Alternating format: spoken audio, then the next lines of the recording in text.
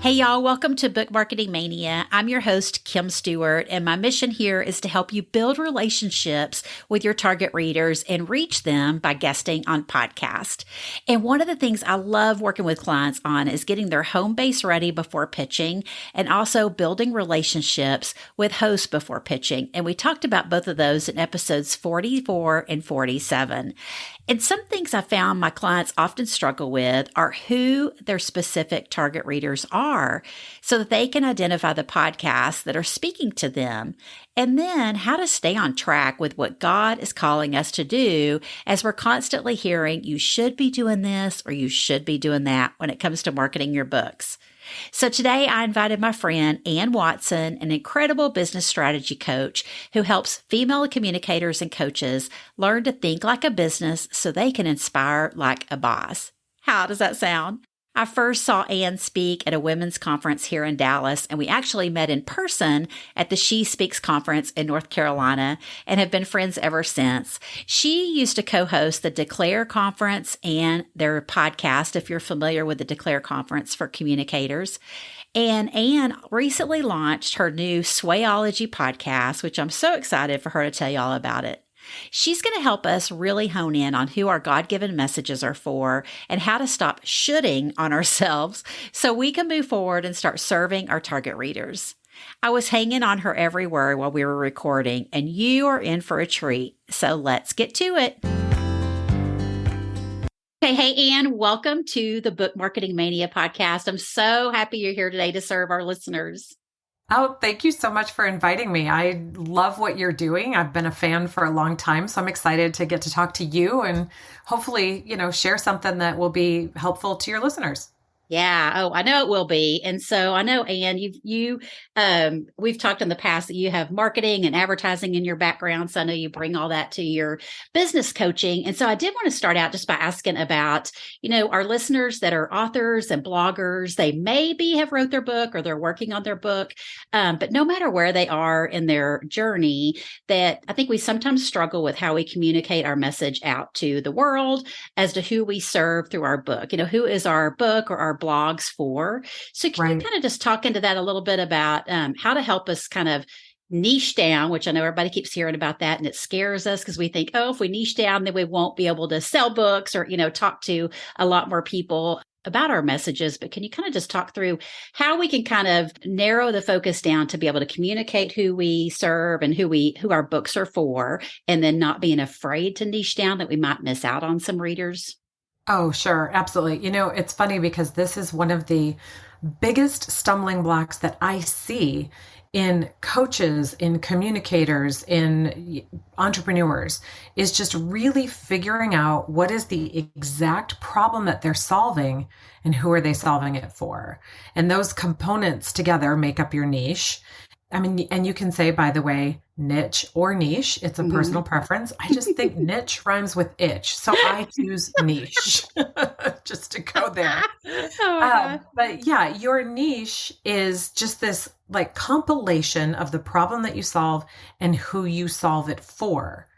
And one of the reasons I think that it is the most difficult thing for people to narrow down is because for most of us, our experiences are not so unique that nobody can learn from them. They tend to have a little bit more of universal application, right? The things that we're passionate about, the messages that we've developed, the pain we have overcome, or the trial we have come through tends to have sort of a universal application. And so we're like, we just want to help as many people as possible, which is fantastic. However, when you are trying to help as many people as possible and you're not niching down into one type of audience or one type of problem that you're solving, you don't really know who you're talking to. And the people who are listening and watching don't know who you're talking to, right? So this is the big problem, is we want people to see themselves in the content that we're creating. But if we're creating content for everyone, then no one can see themselves in it, if that makes sense. Yeah, absolutely. So it's important that we really, really get clear on that exact problem that we solve and on the person that we solve it for, knowing that even though we're talking to one type of person, we're really casting a wide net, and we're going to get people on the outskirts and on the fringes of that. So that's the first thing I want to say to people who are afraid to niche down, is that when you niche down, you are committing to one person, one problem, one solution. And that sounds very confining, but there are people on the outskirts that are paying attention, and they will come to you for help. So niching down does not eliminate all of the other people that you think you can help, right? What it does is it enables you to get really focused on the content that you're producing and the way that you talk about the problem that you solve. So, for example, I love to tell my communicators or my coaches, listen to your ideal audience person, whoever you have decided is that person. Pay attention to the words and the phrases that they're using when they talk about their problem or that pain point that they have. So, for example, if you're talking to somebody and they're saying, I just feel stuck and all over the place, and I don't know how to put this together, then one great tip is, as a coach or communicator, to put that phrase in the content you produce. So it would be something like, do you ever feel like you just feel all over the place and you're not quite sure what to do to put it all together? So you're using those same words and phrases in the content you're producing. What that does is that helps your ideal client start to see themselves in your content and go, it's like she's in my head. And that's ultimately what we really want. And then to your final point about people being so scared to niche down, right? I want to say this, and this is what I always teach my clients, is I want you to pick a niche and I want you to commit to it for 6 months. Let's just go all in for 6 months, and then we will listen and gather data, and we will get feedback from our people. And then at the end of 6 months, let's do an audit and let's see what needs to be tweaked. Because the truth is, you commit to something for 6 months. At the end of 6 months, it might be completely different. Or you might be like, oh, you know what? I just need to tweak it a little bit to help somebody. So even though it sounds scary to niche down, it's not a permanent thing. It's going to evolve, but you have to have a place to start. You got to have a place to begin putting content out there to your ideal person to help them solve their problem. And then you learn. You listen and you learn, and then you tweak. Yeah, that's so great. I think we often skip that, right? We just keep trying and trying and trying, but we don't ever stop and take the time to evaluate what works and what works for us. And that made me think about, podcast guesting. Like I see that a lot of times with, when you're looking at a show and it's like, I know authors will sometimes say, like I help women with confidence, or I help women with overcoming anxiety or something, like these big categories, or maybe they haven't even identified it's women, maybe it's men and women. But then, as you go look at a podcast and what they've already talked about, if they've already talked about those things, it's like, I always think like, how can we then niche it down? Because maybe they haven't talked about it from a certain perspective that you're bringing to the table that, we just don't often think about. So I'm so glad you said that, because, and again, like on social media stuff, you're going to see, I know we both probably could share like just who you see, like, I know your content, it always speaks to me. And it's just like, that when you see it, right? You hear somebody sharing something and you do have those feelings of, they're looking in my window, like they know exactly what I'm thinking. And I know that's happened to me over and over when I've been reading books, and it's just like, oh, she wrote this book for me. She definitely wrote this book for me, but yet, she sold it to more people than just me. That's so good. And I wanted to ask you too, because I know you have sat down with publishers and agents at conferences, and I would love for you to share maybe how that plays into it, from your business coach, but also from an author that sat down with publishers and had those 15-minute appointments. I always chicken out on them, but I know that's going to come into play really strongly, that you can communicate who your book is for, right? That it's not just the same old book that's on the bookshelf that a publisher wouldn't be able to sell. So I'd love for you to share anything you have to say about that too. Well, sure. I have definitely been fortunate to build some relationships with some agents and publishers over the years. When I was working with the Declare conference, it was just kind of a regular part of it. And I'm a relationship builder kind of person. And so I've had an opportunity to get to know them and to work with them and to kind of pick their brains a little bit. And yeah, you're exactly right. If you're writing a book, say, on anxiety, it's such a broad word and a broad way to talk about it that it's hard for a potential reader, and therefore a publisher or an agent, to see what's unique about that. Mm-hmm. So we got to keep drilling down about who are you talking to or what type of anxiety it is. What is your unique approach or solution? What is the unique thing that's different from what other people have already done or said? Mm-hmm. And everybody has something. So I am sure you've got listeners out there thinking, I've read 15 books on anxiety. Mm-hmm. And so it's already been done before. Mm-hmm. But here's what I would say. If you've read 15 books and you're still struggling with anxiety, you have not yet figured out the thing that works for you. It doesn't mean you're doing it wrong. It doesn't mean that you're like anxiety impaired. It just means you have not yet found your solution. Mm-hmm. And so when you're looking at, say, I've overcome anxiety in my life, well, how did I do it that was different from the other ways that I read about it in books or on the internet or in conferences, whatever? What am I hearing that I either disagree with, or what am I hearing that's new to me? Mm-hmm. And then incorporate those things into your messaging. And this is where we're just digging around for your unique brilliance.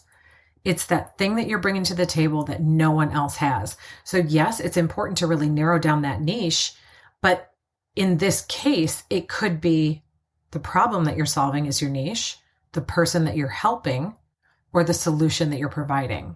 It could be one of those three things. Where is it for you?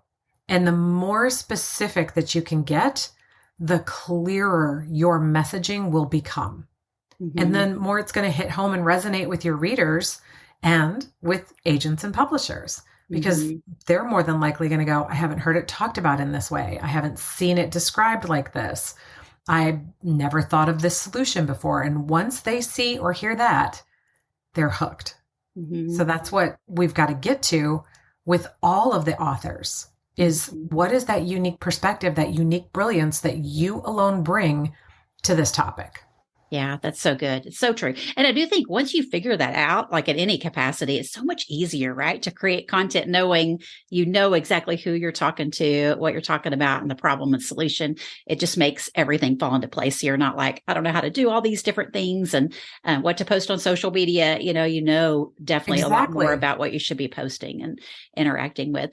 So talking about all that, like once we kind of figure out who we are serving, our problems and solutions, now let's talk about all the, messaging that we are hearing as far as book marketing or just, getting our messages out there. Even if we haven't wrote a book, we're still building our author platform. What advice would you have, Anne, for the listeners about, we just keep hearing all these, I should be doing this. You should start a podcast. You should be on, TikTok. You should do things this way, blah, blah, blah, blah, blah. And we just can't do it all, right? We have to figure out what works for us, but I'd love for you just to talk into that on how you address, I should be doing XYZ. Okay. Well, if you've been around me for a minute, then you've probably heard me say, I hate to get shit on. I love that. It's something I don't see men doing this to themselves as much as I do women. I have to be honest. I think for some reason, women suffer from shame or guilt about all the things they're not doing. And conversely, topic for another day, never give themselves enough credit for what they are doing. But when it comes to what you should be doing, I say throw the rule book away, right? There's a million courses, a million masterminds, workshops, webinars, downloads, whatever it is. If none of those things are working for you and helping you to do what you want to do, then we need to come back to the drawing board and first really examine, have you built that good, solid foundation of your niche, the problem you solve, who you solve it for, and the way that you present the solution? Are you square? Are you clear there? Once you are clear there, then let's figure out what feels good to you. What do you enjoy doing? What is bringing you bang for your buck? And then let's focus all of your effort there. You do not have to do all of the tips and the tricks and the tactics and everything that everybody out there recommends. And in fact, if you're feeling pressure or overwhelmed by all of those things, then I really want to suggest that it's time to come back and audit your foundation. Let's just make sure that you are in alignment with the thing that you want to do. And then we can start building appropriate activities and tasks for you to do that will really get you the results that you're looking for without you having to feel overwhelmed or insecure or like you should be doing more. That's a no-no in my book. Yeah, no, I love that. Stop shitting on yourself. I mean, it's so Stop true. shitting on yourself. Yeah, and I Stop. think that's so good to go back to that foundation, because a lot of times that is what happens is we hear all these different things we should be doing, but we haven't even really stopped to think about why are we even going to do any of it, right? We don't even know who we're talking to yet, who is our ideal reader. So we shouldn't, be running around and trying to figure all those things out before we figure out how we are going to serve who God called us to serve. So I love that so much. Stop shitting on yourself. Stop it. Just stop. Everybody's going to be repeating on that. Yeah. Okay. So what about, so you kind of touched on this a little bit, but I'd love for you to talk into just, especially for the women, tuning in, just how they can overcome that. We see that you should be doing all these things, but also even if we kind of step forward and start doing some things, if we know who we're serving, and now we're going to step forward and start doing some of our marketing, is we run into that imposter syndrome and the overthinking. We see she, is doing something one way, or she's, got more followers, selling more books, more podcast downloads, whatever, or even the overthinking of, I'm too old to be doing this. Somebody else has already done this. Somebody's already wrote a book about this. All those, things that play into our mindset. I'd love for you just to speak into that, Anne, and share from your coaching what we can do about that. Sure. So I have thoughts. The first one is everybody struggles with it. Mm-hmm. If you're struggling with imposter syndrome, whether it's every minute, every hour, once a week, you're normal. And so stop thinking, my advice is stop thinking that there's something wrong with you if you're having some of those seeds of doubt. The reason you're feeling that way is because you care. Mm-hmm. You want to make a difference. You want to make an impact. So you're normal and you care. That's what having imposter syndrome tells me. That being said, it's still not entirely healthy, and it does prevent us from doing the good work that we're supposed to be doing. So we need to figure out a way to get over it.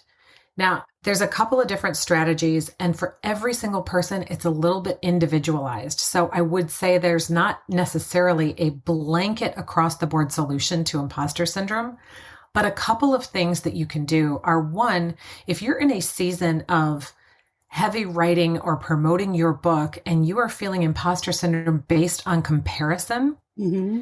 then I want to give you permission to temporarily unfollow anybody who is making you feel like you are suffering by comparison. Mm-hmm. You've got to protect the heart and the boundary of what you are doing. And if seeing someone else's success is messing with your mind a little bit, unfollow them. If you want, make a list on your phone of all the people that you've unfollowed that you're going to go back and follow again when your project is over, your season is over. So where you're not doing this maliciously, you're just taking a break from feeling pressure. So that's one big thing. Another big thing is to keep in mind when you say to yourself, there's somebody else has already done this, or there's so many books about this, or there's other coaches that do this. When you're having that conversation with yourself, the reason that you wanted to write your message or start your business, whatever it is because you didn't find a solution that worked for you. It didn't exist, right? Mm-hmm. More than likely, you're not the only person it doesn't exist for. And more than likely, you are the solution someone else is looking for. So we've got to keep in mind that if it's already been done before, then it wouldn't be a thing, right? It wouldn't be something you have struggled with or a lesson you have learned, because we would have already learned this, mm-hmm. right? But life just doesn't work that way. And we learn by different ways. And there may be 5 authors that are all writing a book on the same topic at the same time, but all 5 of them have a slightly different perspective. And all 5 of them will reach different people because of it. Mm-hmm. So you've got to remember, when imposter syndrome is rearing its ugly head and telling you that you are less than, it's not true, because if the thing that you were trying to do was solved, you would have solved it. Nobody would need it. So, and then the last thing I think with imposter syndrome is to just keep in mind that when you're struggling with feeling like, who am I? You might be focused on the wrong person, right? Really, for most of us, what we want to do is we want to get out there and we want to help people. We want to serve. We want to tell the woman that's coming up behind us that's on the same path, like, here, honey, take my hand. There's a pit right there. I want to help you over. There's a bridge right here we can cross together. Let me show you how you can get a shorter path to healing or freedom by telling you my story, by sharing with you my journey or the process I learned or the thing that I did. That's serving and helping. So if imposter syndrome is really getting you down, you may be thinking about the wrong person. Try to shift your focus into the person that you really want to help, the person that needs your message, that needs healing, that needs freedom, that needs chains broken. And know you are the person, the only person that can say it in a way that it's going to click with them, that it's truly going to provide relief. So get over yourself and get going. Yeah, I love that so much because, I've read so many books, right? We all have on the same topics, but you have to just hear it from one specific person or hear a journey that you're like, oh, this is my exact journey I'm on, and then it does just click with you. And I think I've heard you say this before, Ian, like you've talked about, and this blends right into what you were just saying, but, like if we're stuck and we're not moving forward to serve our perfect person, that you talked about in the beginning, then, we're robbing them of something, right? Because we have a solution for them, but we can't get it to them if we don't, get unstuck and get over ourselves. Like you just said, I love that. But, speaking of that, because I think we all need to remember, we wrote our book for a reason, or we're planning to write a book for a reason. We're blogging, we're podcasting, making videos for somebody to get help. But if we don't get out there and do that, they're never going to be served. Well, and there's the verse about God has created us to accomplish good works he planned in advance for us to do, right? He's planned for us to impact and influence a certain set of people who, I tell my clients all the time, they cannot move forward in their journey until you move forward in yours. It's so important that we lead the way and we, cut down the muck and burn the path so that others can follow in it and find that freedom. And then hopefully they will turn around and provide that help to the next people. It's a domino effect.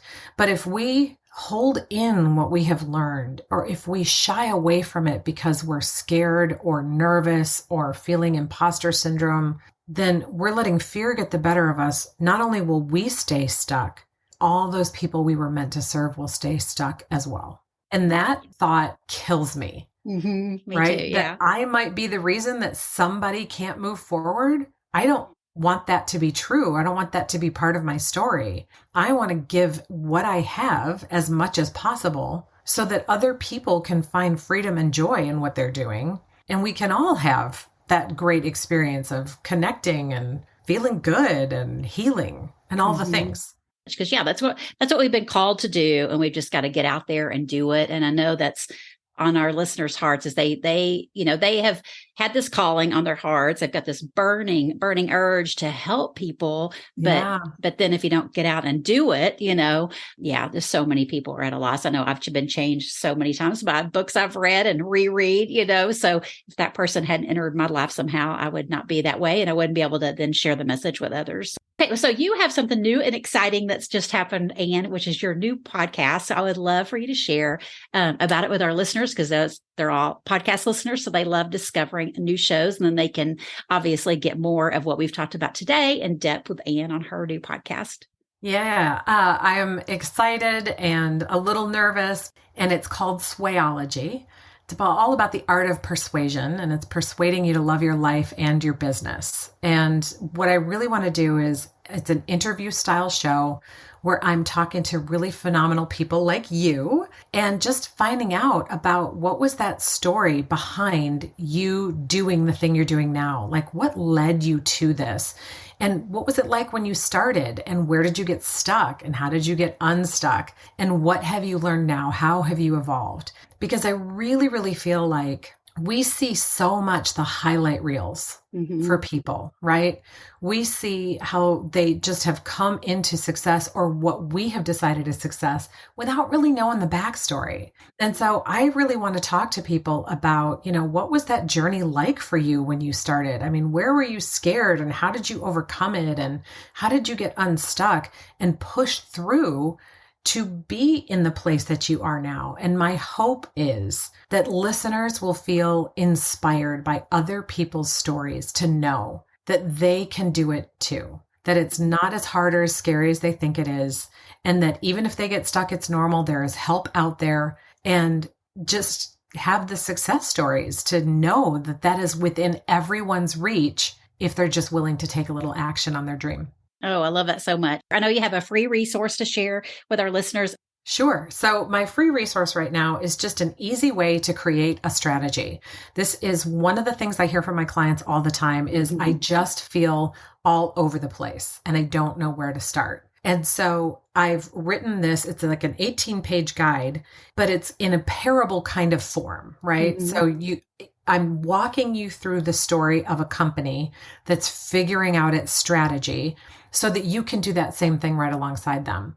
So it sounds like it's huge, but it's really a quick read, and it will help you figure out how to take one goal and sort of reverse engineer your to-do list in a way that's going to help you get results. Yeah, it's so good. It has great visuals in it. Yeah, I'll definitely put a link to it in the show notes because, I think it's a great, when you said it's an easy way to put your strategy together, I was like, oh, strategy does not come easy for a lot of people. So they definitely need to get their hands on this. So, Anne, where can our listeners connect with you online? Well, that should be pretty easy. You can find me mostly on Instagram. That's where I hang out the most. And that is at Ann Watson TX. That's Ann with an E. And on my website, which is annmwatson.com, because there's another Ann Watson in the world who's a cellist who won't give me her website address. I know what that's like. Ann with an E and then an M for my middle name and Watson.com. So that's the easiest way to find me. And I love it, love it, love it when people send me DMs and we get to chatting. So please do. Been so awesome. And I'll be sure to put your website and Instagram, and then obviously the links where they can download the free resource so they can get in touch with you. You can learn a lot from Anne about how to put your business together and your book ministry, whatever you might be putting together, and laying a strong foundation and then being able to move forward with who God's called you to serve. So thank you, Anne. I'm so glad you were here today to serve our listeners. I so appreciate your time. Oh, thank you so much. Okay, so who's ready to get your sway on and start serving the target readers God called you to? I can't wait for you to check out Anne's freebie and her Swayology podcast. I had the great blessing of being interviewed by her recently, so be on the lookout for that episode to air soon on her show. And for links to everything we talked about today, be sure to check out the show notes here in your podcast player or on the blog at bookmarketingmania.com. Thanks for tuning in, and I'll see you back here next week to help you build your author platform and market your book one podcast at a time.